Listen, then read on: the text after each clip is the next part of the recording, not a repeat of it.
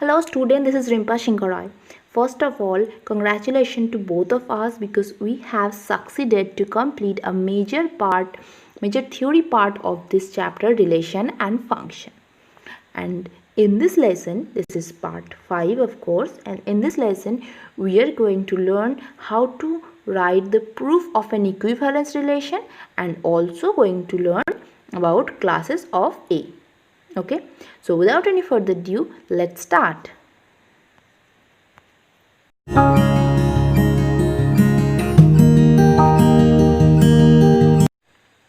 So we have taken this problem. Here rho is a relation on Z, that means the set of integers, and it is defined by that it will contain only those points whose subtraction is divisible by 3.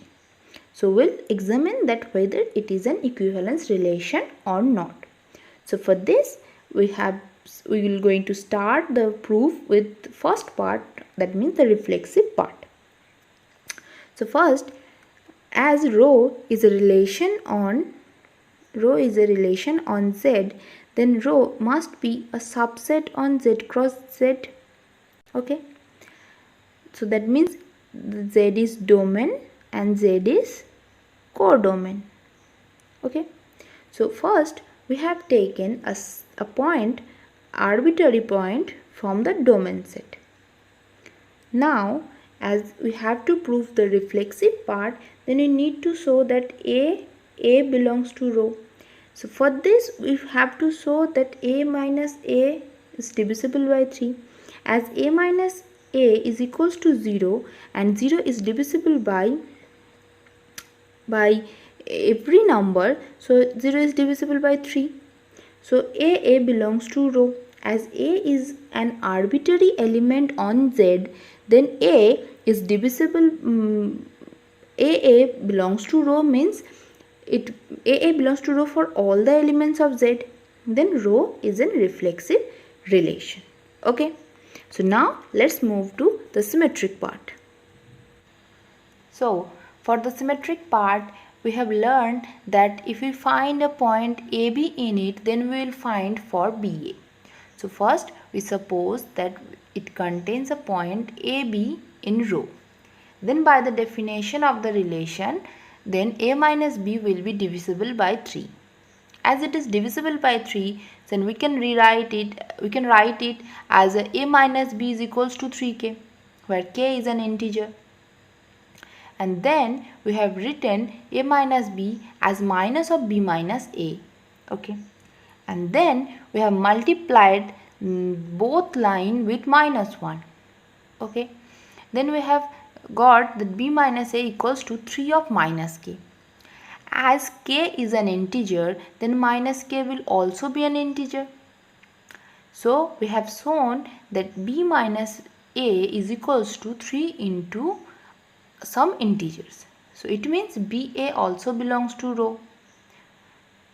As we have taken an arbitrary element AB and we have shown that the reverse element BA also belongs to rho.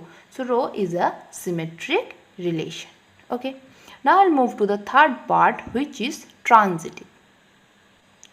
Now for the transitive part, we have taken two elements in rho. Suppose AB and BC. As AB and BC belongs to rho, then by the definition A minus B and B minus C is divisible by 3. That means A minus B is equals to 3k1 and B minus C is equals to 3k2, where k1 and k2 are integers. Okay. So now we have add these two equations and we got A minus C is equals to 3 into k1 plus k2. As k1 and k2 are integers, then their sum will also be an integer. So then it shows that A minus C is divisible by 3. As A minus C is divisible by 3, then we can say that AC belongs to rho. As AC belongs to rho and AB, BC were arbitrary, then rho is a transitive relation. So as this given relation is reflexive, symmetric and transitive. So we can say that rho is an equivalence relation. Okay. Now let's move to the class of A. So what is class of A? Suppose rho is an equivalence relation on A's. That means this A's and this is A's and rho is a relation between them. Okay. And class of A will be A is a point in A's. Okay. And those point of A's which is connected to A will be in class of A. Okay. As those points which is connected to A is point of A's, so that means is actually a subset of S. I hope it's clear. Now class of A is denoted by this class of A or A in third bracket. Okay. So we have already proved this relation as an equivalence relation. Now we are going to find the row equivalence classes of this relation. Okay. So let's move to the first class, which is the class of 0. Okay. In the set we have considered only those points of Z which is related to 0 by the relation rho. That means by the definition we can say that x minus 0 is divisible by 3. As we have said that x minus 0 is equals to x. So x is divisible by 3 means that all the multiple of 3 will be in class of 0. That means 3n where n belongs to Z will be the class of 0. Okay. So it's easy to understand. Now let's go to the next class, which is class of 1. So class of 1 denotes that x belongs to Z where x minus 1 is divisible by 3. So if we take 1, then 1 minus 1 will be 0, which is divisible by 3. So 1 is in the set. If we take 2, then 2 minus 1 will be 1, which is not divisible by 3. So it will be not in class of 1. If we take 3, then 3 minus 1 will be 2, which is also not divisible by 3. So it won't be in class of 1. If we take 4, then 4 minus 1 is 3, which is divisible by 3. So it will be in the class of 1. So similarly 7 and 10 will be in the class of 1. But if now we will look at the negative points. If we take minus 1 and minus 1 and minus 1 will be minus 2, which is not divisible by